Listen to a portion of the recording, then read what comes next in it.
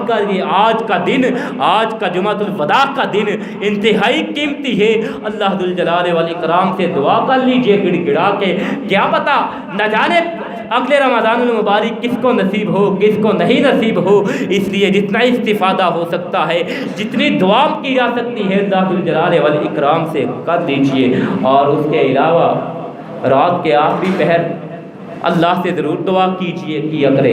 اللہ ذوالجلال والاکرام رات کے آخری پہر آسمان دنیا پہ موجود ہوتے ہیں، تشریف فرما ہوتے ہیں۔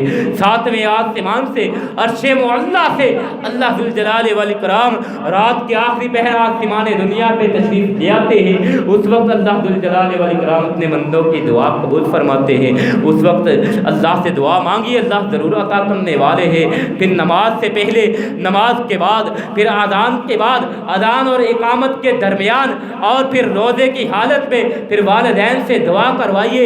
پھر بارش کے نزول کے وقت دعا کیجیے۔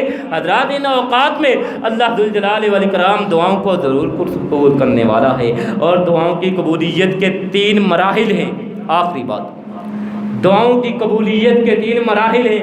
آج ہم دعا کرنے کے بعد یہ شکوہ کرتے نظر آتے ہیں کہ اللہ ہماری دعاؤں کو سنتا نہیں ہے، اللہ ہماری دعائیں قبول نہیں کرتا، اللہ ہم سے ناراض ہو گیا ہے، ہمیں دیتا نہیں ہے۔ حضرات دعا کی قبولیت کے 3 مراحل ہیں۔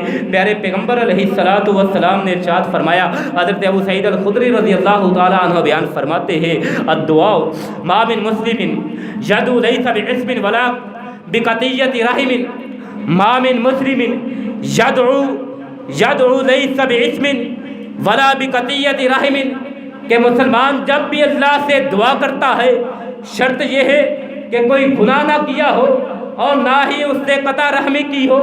قطع رحمی کے علاوہ، گناہوں کے علاوہ انسان جب بھی اللہ سے دعا کرتا ہے، اللہ ذوالجلال والاکرام الا اعطاہ احدی الثلاثہ، اللہ 3 انداز میں سے، 3 طریقوں میں سے ایک طریقے سے اس کی دعا ضرور قبول فرماتے ہیں۔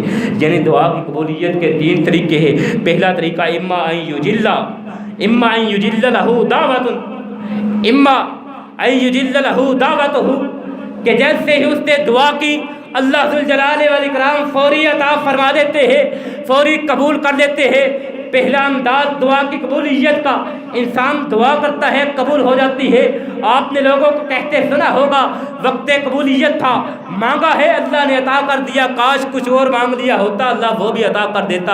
حضرات قبولیت کا یہ انداز اللہ کا ہے، دعا مانگی ہے، فوری دعا مانگی، قبول کر دی۔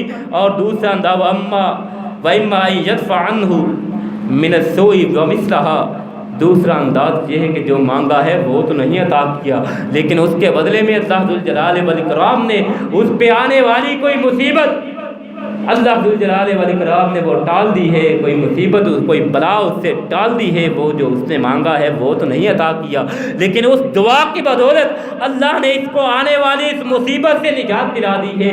اور تیسری قبولیت کا انداز یہ وَإِمَّا أَن يَدْفَعَ عَنْهُ مِنَ السُّوءِ وَمِثْلَهُ، اللہ ذوالجلال والاکرام۔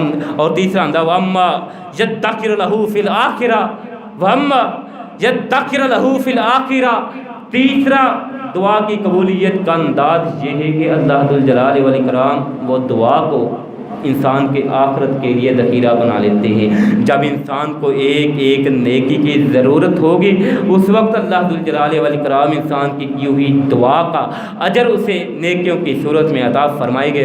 اللہ ذوالجلال والاکرام سے دعا کرتے ہیں، ذوالجلال والاکرام ہمیں اپنے سے مانگنے اور گڑ گڑا کے مانگنے کی توفیق عطا فرمائے۔